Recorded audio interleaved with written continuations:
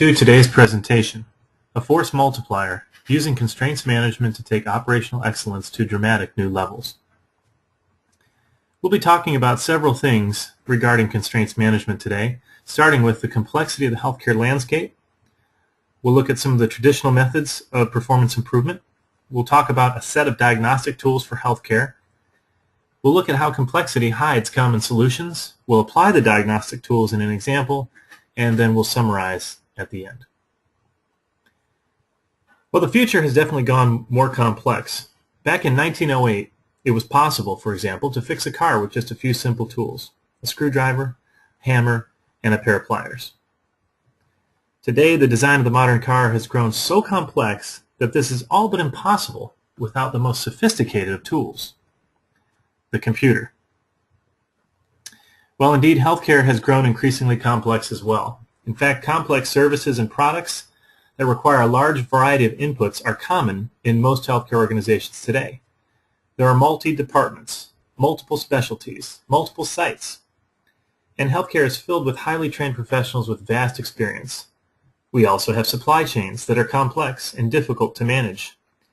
And there's a widespread dilemma both in the healthcare industry and nationally on how to fix healthcare to make it better. Is healthcare unique? Well, according to organizational consultant and social ecologist Peter Drucker, hospitals are the most complex organizations that humans have ever attempted to manage. With all of the complexity and the numerous challenges facing healthcare organizations today, it's not surprising to discover that most organizations don't even know where to start when it comes to identifying root issues. A new approach is needed.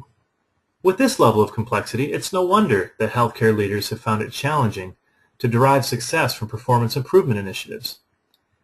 We need an approach that will directly address not only the challenges facing healthcare executives and associates, but one that also works within the fabric of complexity in healthcare organizations. Going back to the car analogy that we used earlier, if you think about when you take your car in for service today, if you're having an issue, you know that the technician has a device that plugs into the car's onboard computer, and based on data parameters inside the computer, the device is able to isolate the problem and provide a diagnosis. This means no additional wait time, no running of multiple initiatives or replacement of parts that aren't needed, or spending of money that doesn't need to be spent. You get an accurate diagnosis and you're back on the road as quickly as possible. Well, what if we had a tool that we could plug into our organization that would give us a list of the problems? What if this tool could give us the true picture of the environment and provide an accurate diagnosis that would lead to results? Traditionally, performance improvement has been about scoping a process and then mapping that process into manageable parts and optimizing each of those parts. Consider this process map here. The problem, though, is that the typical healthcare organization is a system of systems with thousands of processes. We've talked to dozens of healthcare executives and leaders that say that they have tried this with dozens, sometimes hundreds, of different processes in their organizations, and while they do achieve results at a local level, they find it very elusive to map those results to a system level and even something that they can say truly improves the bottom line. We also find most healthcare leaders fall into one of two categories. There are those that are perplexed and are really not sure where to start in the first place. And the thing to remember as we talk to those folks is that since we're dealing with systems versus an individual process, things tend to get complicated very quickly, and that's why it becomes challenging to know where to start. But here's the point. A system is not the sum of its parts. It's the product of the parts' interactions. An organizations live or die as integrated systems, not as a collection of discrete independent processes. This means that we can't treat the system by just looking at each of its individual parts. The second theme we often come across is that organizations tend to address symptoms instead of true root cause. Consider a simple analogy using a chain. If we consider the chain to be a system, and we want to make that system stronger or better, then the idea is to find the weakest link in the chain and make that better. Unfortunately, most organizations address the many symptoms or links in the chain because they're not able to find the root issue or weakest link. As a result, a lot of time and resources are spent optimizing processes and making improvements, while the organization itself experiences very little gain in the metrics of performance that really matter. In other words, if we just optimize each step in the process, our overall results are still only as good as the weakest point in the system. So we must find the root. Let's consider an analogy using a patient that will help us understand the difference between finding the root and just operating with the symptoms. We have a patient who presents with a complaint of not feeling well. The symptoms during the visit are epigastric abdominal discomfort, shortness of breath, sweating, and a first grandbaby due to be born any day. The doctor has several diagnoses that match up with each of these symptoms. For the epigastric abdominal discomfort, it could be GERD. For the shortness of breath, perhaps it's asthma or the common cold. For the symptom of sweating, perhaps the patient has a fever. Or potentially it's just stress based on the first grandbaby due to be born any day. But if we treat each of the individual symptoms, have we really penetrated the complexity of the system, the human body in this case, and found the true issue or illness? Well, further evaluation of the patient's past history reveals the following. The patient has a family history of coronary artery disease. She's on high cholesterol medication and otherwise healthy. Believing that he's not found the root cause, the doctor orders an EKG which shows very subtle T-wave changes consistent with an acute myocardial infarction. The doctor decides to send the patient over to the emergency department for a workup, where she's then sent to interventional radiology for the appropriate cath procedure. While the patient is not able to attend the birth of the grandbaby, she is able to call the physician a few days later and thank him for his accurate and thorough diagnosis. Clearly, in that preceding example, just looking at the symptoms and treating the symptoms would have resulted in a potential tragedy. We must find the root. And it's the same in organizations. But organizations are very complex. Just like in the past example, the human body is a complex system of systems. Let's take a look at that complexity by digging into a labor and delivery department. Here's the problem statement. A labor and delivery unit in a city hospital reports that there is a scheduling problem for elective inductions. Often there are patients on the schedule that must be rescheduled due to a lack of bed availability. Where should improvement efforts be focused? Again, we must find the root cause. We simply can't afford to just address symptoms. But let's take a look at how difficult and challenging this can be unless we have the right tools. We start with a symptom of doctors being dissatisfied. That doesn't mean that that's where the problem starts. It just means that in this particular system, we have to have an entry point somewhere. And we know that doctors are dissatisfied, so we'll start here and we'll build the system. Doctors are dissatisfied, and they're dissatisfied for a number of reasons that tie back into this system. And those will come from page 2. But working forward, because doctors are dissatisfied, we have some logic structures that we can put in place based on the system and the analysis that's been done. So because doctors are dissatisfied, sometimes doctors feel a need to work around the system. There's also a tension in the relationships between providers and nurses that exists on the unit. Well, we know that schedule expectations of the patients are difficult to meet, and there's also poor load to capacity management. And if sometimes doctors feel a need to work around the system, well, then that's going to have some effects. And that means that sometimes doctors will send elective induction patients to the hospital before they're ready.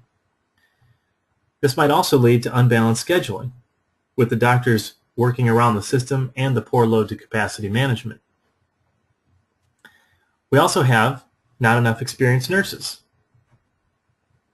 This also comes from another point in the system and is the cause and the result of some of the same things in this complex system. Now we know that low Bishop scores prolong induced labors. And if that's true, then also sometimes doctors are sending elective induction patients to the hospital before they're ready, and there's unbalanced scheduling, and there's not enough experienced nurses. Then we have patients staying in labor and delivery longer. And we also have patient demand overloading the unit's capacity because of all these effects and causes. If we continue, we find that Pitocin management on the unit, the practice of it, sometimes conflicts with the department policy. And there's an increasing prevalence of artificially induced labor and the touch of technology in general in today's patient population. Plus, coupled with the patient demand overloading the unit's capacity, we have overworked nurses, we have conditions where sometimes the unit seems to feel unsafe for the nurses, and we also have nurses that feel that labor and delivery nursing is perhaps becoming less professionally rewarding than it used to be. We also have administration dissatisfied.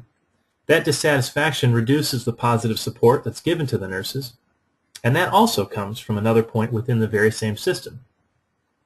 All this coupled together runs to the conclusion of nurses being dissatisfied.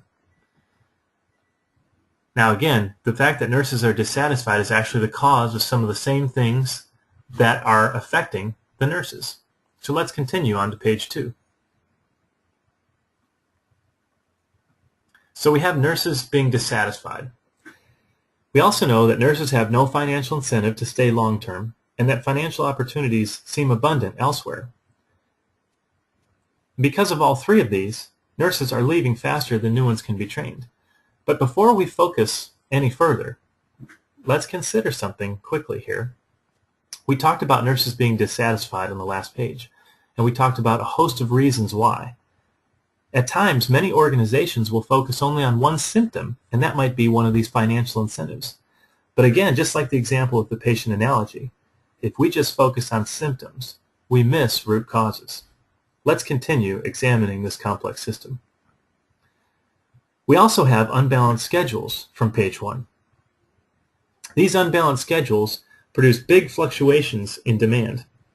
These big fluctuations tend to cause nurses to have to float to off departments during slow times, which is less than desirable. This means that because nurses are already dissatisfied, they're no longer willing to pick up extra shifts. And this leads to not enough experienced nurses on the unit. All this impacts some of the same items that we talked about on the first page. For example, physicians. We'll see how not having enough experienced nurses actually is something that dissatisfies docs. And we'll see the fact that docs are dissatisfied is part of the reason why nurses are dissatisfied. And all of these are layered together. Let's continue. Well, we know we don't have enough experienced nurses, and we know that demand for elective inductions is high. So, labor and delivery now cannot handle all the electives. We also know that there's a physical shortage of beds. But again, this is a symptom, and this is not the only cause of why we're having trouble in the labor and delivery department. We know as a result of L&D not being able to handle the electives that scheduled patients will get dropped and waitlisted patients will be disappointed, and that overall patients will be dissatisfied. We know that indeed sometimes scheduling errors do occur. But again, there are so many reasons why patients are dissatisfied that are built from other portions of the system that we simply can't address only that one symptom by itself.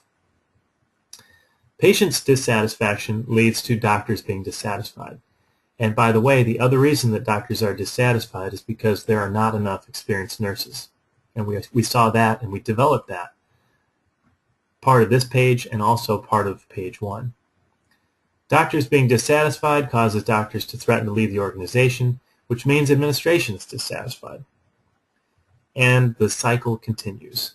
So we see that this is a complex system of causes and effects that are layered together, and that the interactions of this system, indeed the product of the interactions, as we talked about earlier, is actually what we're experiencing.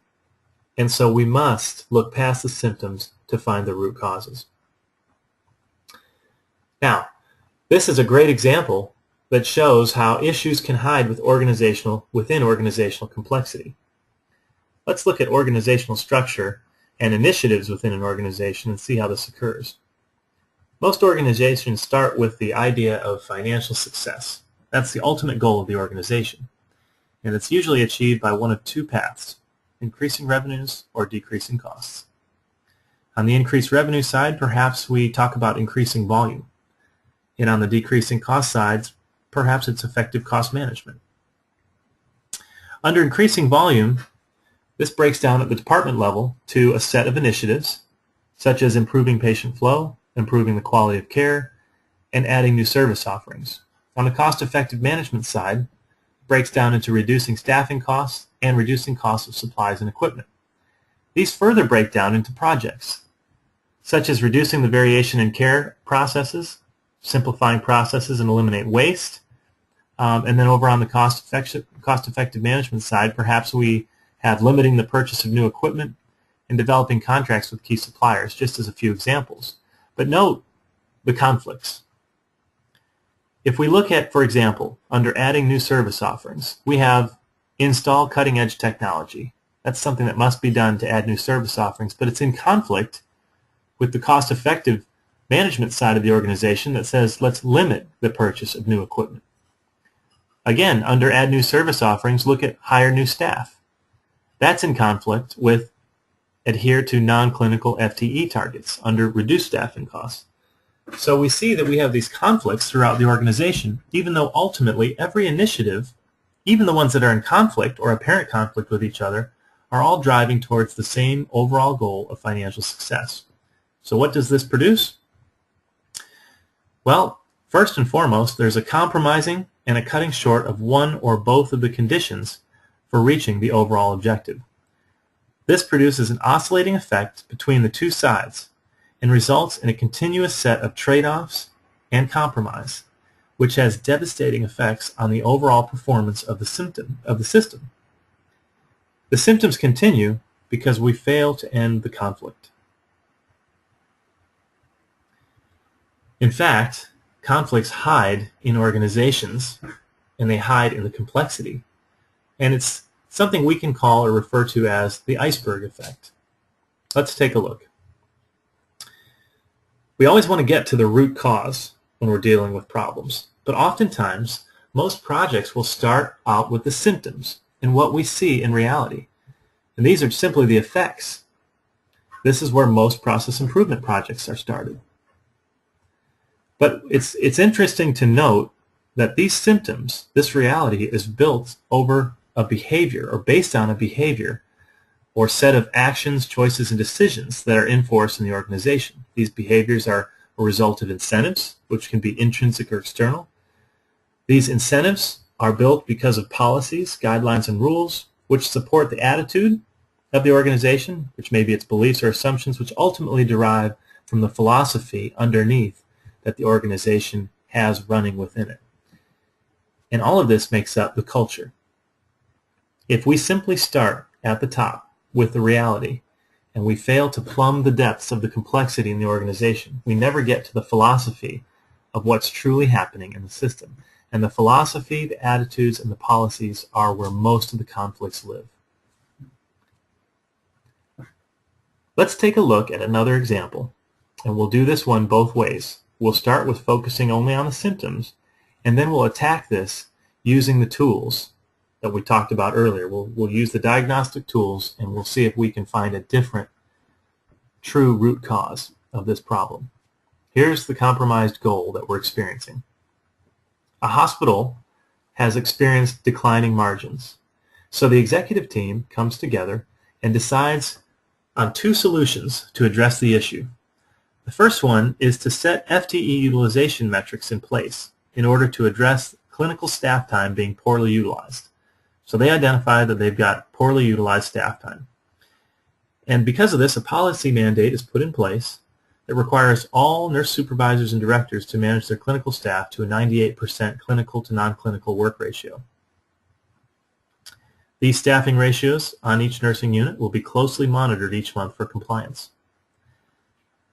The second solution that the team decides upon is to improve discharge turnaround times to address patient flow issues that have been causing delays in patient care. So to do this, a lean project on mapping the discharge process and reducing the time it takes to discharge a patient should ensure improved patient flow and will help resolve patient care transition delays. The team expects this to help from the ED to the Med-Tele and Gen Surg units, and hopefully this will result in more efficient use of staff and an increase in the number of patients that can be admitted. Well, after 6 months of work, the executive team reconvenes to discover how they're doing. FTE utilization metrics for clinical staff in most departments had improved to 97%. Not bad, 1% short of the goal. The time required to discharge a patient was reduced by 50% from the time of the first keystroke until the patient left the room. Staffing ratios were meticulously met each month. However, the numbers of left without being seen in the ED had increased 5%.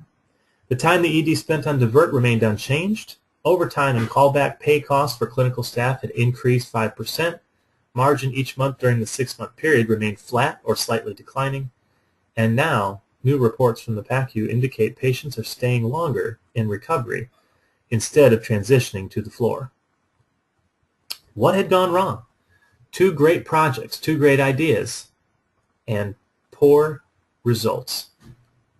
Well, a hospital presented with declining margins. The symptoms were staffing costs, poor utilization of staff, and patient care delays. And the projects or proposed solutions set to address those symptoms were to set FTE utilization metrics in place and to improve discharge turnaround times. But remember, if we treat each of the individual symptoms, have we really penetrated the complexity of the system and found the true constraint? Again, going back to the earlier proposal in this presentation about having a system or a tool that we could plug into our organization and give us not only a list of problems, but also the primary diagnosis. What if we had something like that? And let's go further. What if this tool could help us identify exactly what to change to, and how to make that change happen? Well, at NOVACES, we have something called healthcare diagnostics, and it gives us that information. We have a tool that tells us what to change in a complex system. It does the analysis and gives us that information. We have tools that help us understand the complexity and the conflicts and what to change to. And we have a set of tools as part of this diagnostics toolkit that tell us how to cause the change. Well, let's go back to our example. If we were going to reevaluate the executive team's problem and look at the root cause, what might we find if we were to apply those tools? Well, remember, at the bottom of the root cause arrow is the philosophy in the culture. What kind of philosophy, if we were to apply the diagnostic tools, would be in effect in this organization? Well, how about the following? There's a philosophy of 100% utilization of nursing resources equaling high performance. And that's not true. It is not true that 100% utilization of nursing resources necessarily means that the organization is going to perform well. But this philosophy leads to an attitude, a set of beliefs and assumptions, such as staff ratios must be kept at maximums as much as possible. And this leads to a set or a forcing of policies and guidelines that are put in place that say additional staff cannot be called in until sufficient patient numbers are bedded to support the increased number of staff. This then supports certain incentives, both positive and negative, intrinsic and external, that exist in the organization's culture, such as a nurse is rewarded for discharging a patient with a new patient. As we know, when nurses are very overworked as it is, there isn't really a great incentive to discharge a patient if you know that you're already behind and there's new patients waiting, and you can't even take care of the ones that you have. So it's not technically a reward, and it produces a behavior. The behavior is that nurses will then perform discharge or discharges as the lowest priority to maintain a high nurse-to-patient ratio in order to help them consistently manage a full load of patients without burning out. And finally, this leads to the reality, which is what we see happening, and that is patient discharges occur later in the day causing patient flow delays in the PACU and the emergency department. So we can see that if we don't address this root cause, and that being the philosophy, then this effect is going to stay in place, even if we have a great lean project to focus on it. Well, let's continue. We've discovered what we need to change. Now what do we change to? Well, ideally, we change to a model where the nurses are not measured on local utilization rates being targeted towards 98%. To achieve this, we must solve the conflict that exists within the current reality. And to do that, we use something called a conflict diagram. Let's take a look at one. We have an overall goal of increasing financial returns for this organization. And there's two ways to do that. One way is to minimize overhead costs associated with nurse salaries. The other way is to maximize the ability of nurses on duty to ensure optimal patient transitions. Let's focus on the top. Minimizing overhead costs associated with nursing salaries. Well, we do that by setting a 98% utilization rate for nursing staff while on the unit. If we want to maximize the ability of nurses on duty to ensure optimal patient transitions, then we do not set the 98% utilization rate because we want to make sure that our nurses have spare capacity. So the way we read the diagram is, in order to increase financial returns, we must minimize overhead costs associated with nurse salaries, and to do that, we set a 98% utilization rate. Or, in order to increase financial returns, we must maximize the ability of nurses on duty to ensure optimal patient transitions, and to do that, we do not set 98% utilization rates for nursing staff. Notice that there's a conflict. For both sides of this conflict diagram, we cannot do both things at the same time. We can only do one because they're in direct conflict with each other. So we must solve this conflict if we really want to change that philosophy that we saw on the previous slide. And this is how we do this.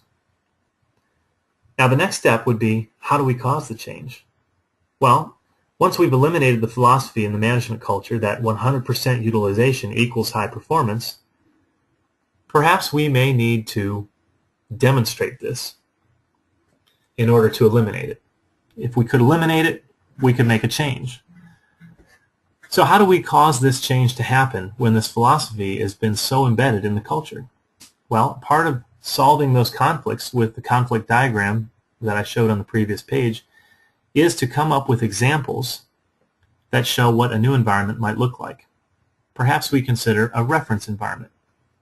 How about the restaurant industry? They have similar needs as far as staffing. High volume in the restaurant industry is crucial to financial survival. We have volume challenges in healthcare. Quick turnover is necessary to meet customer demands at peak times. And indeed, we have similar challenges in healthcare. The restaurant must staff up and down to meet changing demand patterns. Again, in healthcare, we must do the same things. Customers must receive service promptly, or the opportunity is lost. Again, sounds very similar. And also, the restaurant must optimize staffing ratios according to customer demand. Well, this is also true in healthcare, where we optimize staff ratios. Well, then what's the difference? Well, the difference is, once again, philosophical. And that's why we're talking about eliminating the philosophy in the culture. Well, in the restaurant industry, the philosophy is the following. They use staffing ratios to optimize volume, to maximize the number of customers that they can serve. In the healthcare industry, we use staffing ratios actually to minimize costs. Both industries use staffing ratios, but one has a different overall philosophy about the importance of the ratio. And one, meaning the restaurant industry, says, let's do this to optimize volume as far as customers in the restaurant, while the healthcare industry looks at staffing ratios as a way to minimize cost expenditures related to nursing staff or nursing hours. Just for fun, let's see if the philosophy really does make a difference. What if we could change out the philosophy in the restaurant industry and plug in the same philosophy that exists in healthcare and see what happens? Well, first, at the start of each shift, all tables present in the restaurant would be consolidated to the minimal number of servers required. Additional servers would then be sent home until needed. This means that servers would not be called in until customers are actually seated at the table. Incoming servers would be expected to take a full load of 5 tables to ensure optimal utilization of staff. And what would the results be? Well, we'd have a fully maximized staff, 100% utilization. We'd also have huge delays in service while customers wait for called-in servers to arrive. There would be no staggering of customer arrival times. This means that every new server would take 5 customers or 5 tables, all requiring greeting, order taking, serving, and clearing at approximately the same times. Is this not the same thing that we do to the nurse that we call back and give the 4 patients who are waiting for admissions? Well, in the restaurant, if we continue, we'd have massive customer satisfaction issues, and ultimately, we would end up going out of business. Clearly, the philosophy in the complex system does make the difference, and plumbing the depths of complexity to find out what the philosophies, attitudes, beliefs, and policies that are driving all of the behaviors that lead to symptoms and outcomes in a system is very, very needed in order to solve the problems. Well, what we've been talking about today is actually something called constraints management. A few of the tools that I've referenced today are from the Thinking Process Toolkit in the upper left-hand corner of your screen. These tools can be used for strategic planning, selecting high-impact projects, root cause identification, and solution development. They're for breakthrough business performance improvement, the kind of improvements that move an organization from red ocean to blue ocean placement in the market. We also have a tool set in constraints management called Critical Chain. This is a tool set that's been developed that actually replaces the traditional philosophy in project management and traditional project management. What this produces when we replace this philosophy, just as replacing the philosophies in these examples you saw today, these philosophies being replaced in project management, what it produces is customers start to see a 50% reduction in project duration. And indeed, most projects in the organization, the worst projects that is, would be those that finish on time when using Critical Chain. There's also a 90% increase in overall project success. And all this while reducing costs. In the bottom left-hand quadrant, there are tools for supply chain and production. And in the bottom right, there are tools for finance and measures that can help with throughput and decision support. Constraints management is a tool set that has application for every area of the organization. Well, we want to thank you very much for listening to our presentation today. And if you should have any questions at all, please do not hesitate to contact us, either by email or by phone. Thank you very much.